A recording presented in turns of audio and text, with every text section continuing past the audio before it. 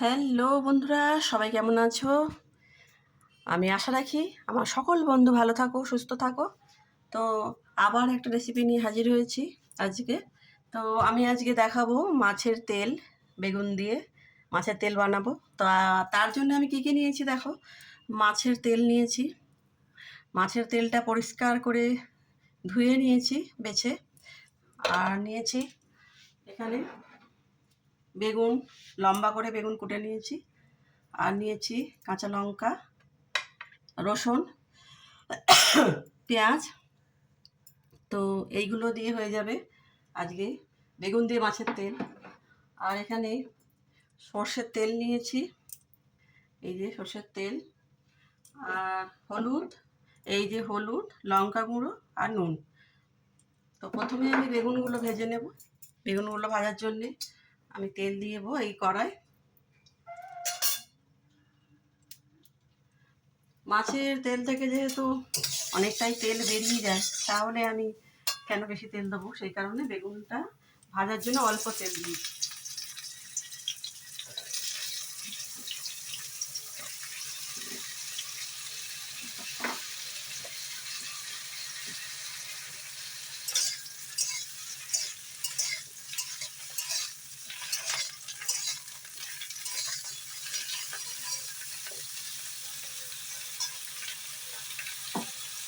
তো বেগুনের মধ্যে, বেগুন তো নরম জিনিস, এক্ষুনি ভাজা হয়ে যাবে।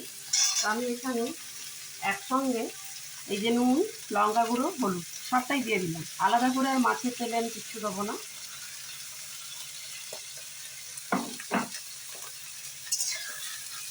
আর দেবো পেঁয়াজ কোচানো,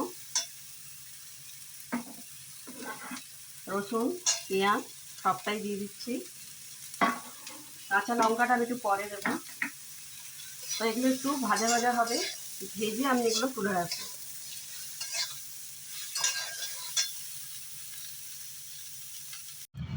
তো বন্ধুরা দেখো, বেগুনগুলো ভাজা হয়ে গেছে, তার সঙ্গে পেঁয়াজ সবই একসাথে ভেজে আমি অন্য একটা জায়গায় তুলে রাখলাম।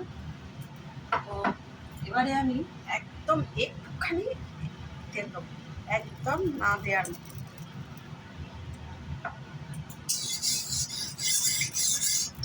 আর মাছের তেলটা এবারে আমি এর মধ্যে দিয়ে দেবো।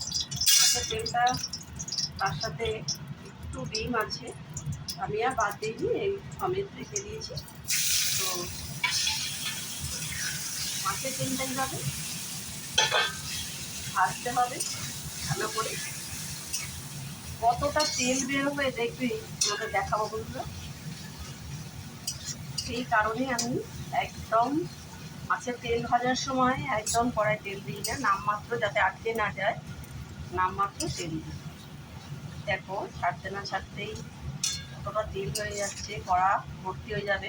এই তেলটা বন্ধুরা আবার আমাকে বাদ দিতে হয় যখন হয়ে যায়। এতটা তেল খাওয়া তো ঠিক না শরীরের পক্ষে, অনেকটাই আমি ফেলে দিই। তো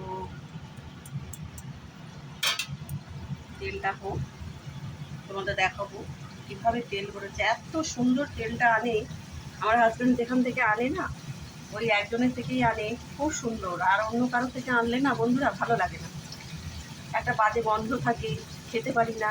তো এটা চোখ বন্ধ করে, কোনো গন্ধও থাকে না, চোখ বন্ধ করে খাওয়া যায়। তো এটা হচ্ছে।